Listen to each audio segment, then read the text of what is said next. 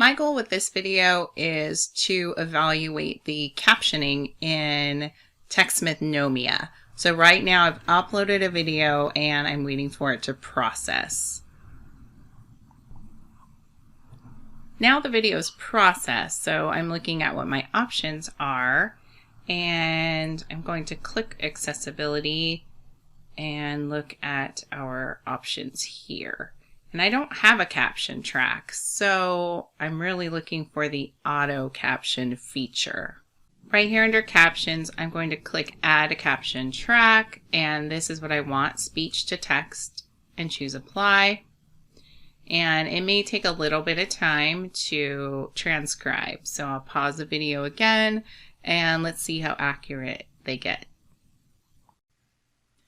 I am back to check on the recording, and I wasn't able to complete this video in one day. The transcriptions, the auto captions, took 3 hours and 15 minutes for the system to process, which isn't really that bad, but I had already moved on.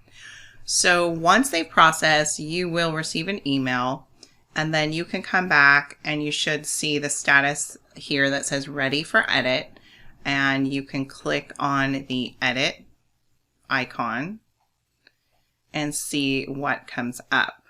So I can see it starts off nicely with the some punctuation with some capital letters. This is fantastic. Let's see if we can scroll through just a little bit. Even has, yeah, periods. Wonderful. So this looks, at a glance, it looks great. But it's an 11-minute video, so I might need to come back in and make some adjustments to it. But this is a video that I have already edited in both the YouTube editor and the Camtasia editor. And so far, this is the best of the three. YouTube was a close second, and Camtasia was pretty awful, even though I did the voice training. So once I've made any corrections that I need to make in here, then I can go to exporting that file. I have two options in here, or more than that actually. So I can publish this video and then share it with students directly from Knowmia. I just want to make sure the settings are on the least restrictive. I don't like it when they have to sign in to view the video after they've already signed into the system. Or if I'm going to stick with publishing to YouTube, I can simply use this program as my editor and click export and go ahead. I believe this is the correct format. There are several to choose from. Export the caption file, go ahead and save it, and then I can upload it to YouTube. So we'll watch that process in just a minute. First, let's go ahead and publish this video, and that way, if I do decide to link people to Knowmia, this one will be ready for viewing. And what I want to do is make sure the privacy, I find it best to choose this one, and that way it avoids students signing in, but you do have other privacy options if you need them. If you decide to use YouTube, you'll go into the studio and find your file wherever you've uploaded it. Maybe you're doing this at the same time.